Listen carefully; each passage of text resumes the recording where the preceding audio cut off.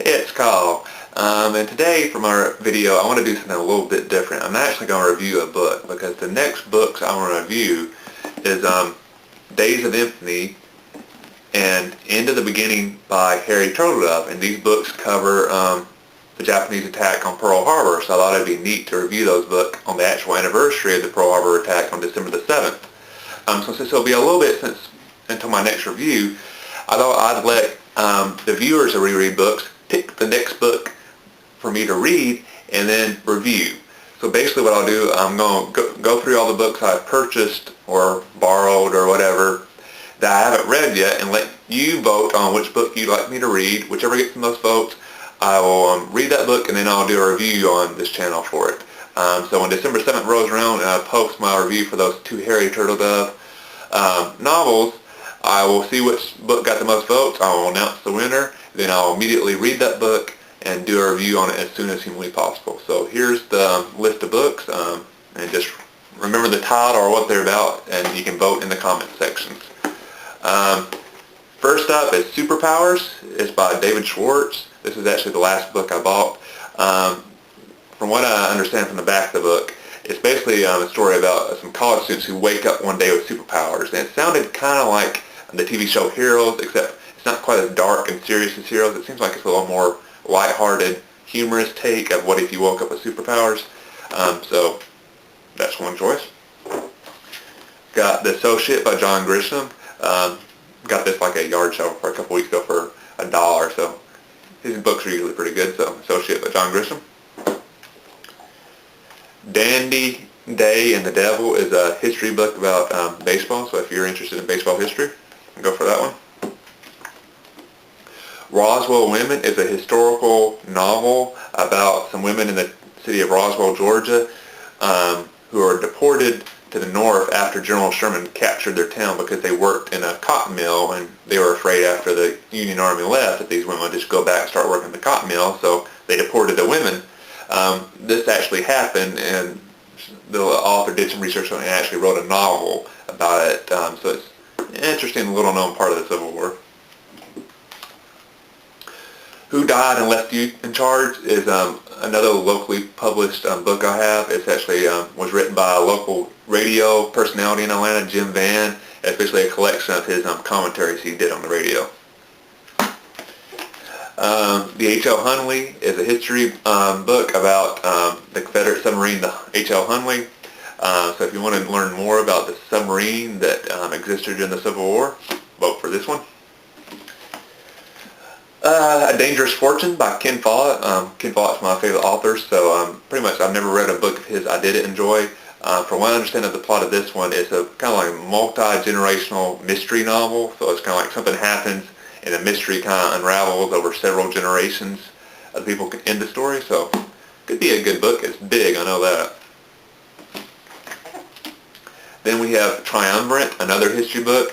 This book covers Alexander Hamilton, James Madison, and John Jay and their efforts to get the U.S. Constitution passed, which, if you know much about political history, was a very hard-fought battle and easily could have went either way. So it kind of tells the story of how the U.S. Constitution got ratified. Alexander, a history book about Alexander the Great, which is one of my most favorite historical characters. So I'm looking forward to reading this one. Another big book, so it'll take me a while to read that one. Guinevere, the White Spirit.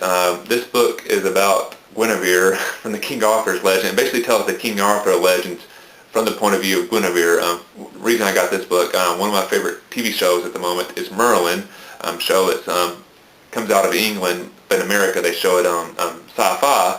I really enjoy that show a lot. It's one of my favorite ones, so I thought it would be interesting to read a King Arthur themed novel at the moment. Mockingbird is a biography about Harper Lee, the author of To Kill a Mockingbird. So I've done a review about To Kill a Mockingbird. It's probably my favorite book of all time, so I'm looking forward to reading this one. Next up is Rosencrantz, Guildenstern Are Dead. This is a book my sister actually recommended I read. It basically tells the story of Hamlet from two minor characters in the play, Rosencrantz and Guildenstern. So it's an interesting concept. Like I said, my sister really loves this book, so I'm reading it because of her recommendation. The Last Shot. This is a history book that talks about the Confederate ship Shenandoah. It was the last Confederate ship captured during the Civil War, so this was kind of like the last conflict during the war, the last shot, as you could say. So if you want to learn more about the kind of naval aspect of the Civil War, vote for The Last Shot. The Last Town on Earth by Thomas Mann, which is the cool thing about this book, I actually do have an autographed copy. He came in and did a book signing at a local bookstore. Very, very interesting sounding book. It's a novel that's set during the period right after World War I, when the Spanish flu epidemic was ravaging the world, and a lot of towns kind of quarantined themselves to try to keep the flu out. And basically, this novel is set in one of those towns, and basically what happens, a veteran of World War I kind of shows up at the town limits, and it's obvious that he's sick, but he wants to get into the town for sanctuary. So the town just kind of faces the dilemma: do they keep the soldier out? What happens? Basically, how do humans react when they're faced with an adverse situation like the Spanish flu epidemic? So I'm sure this will be a very good book. So you can vote for that one. Peter the Great. This is a history book about Peter the Great. Not much more to say. Sorry if I go off camera range for a little bit. Watership Down. This is probably the best known book of the ones I'm asking you to vote on. It's a classic. Sure, most people know the plot, so I won't bother explaining it. You can Wikipedia if you don't. A lot of people came attention to this book a few years ago by the TV show Lost, when the character Sawyer, this was the book he was often reading on the beach when you see scenes of him. So it's kind of a lot of people have read it recently because of this TV show Lost. So Watership Down.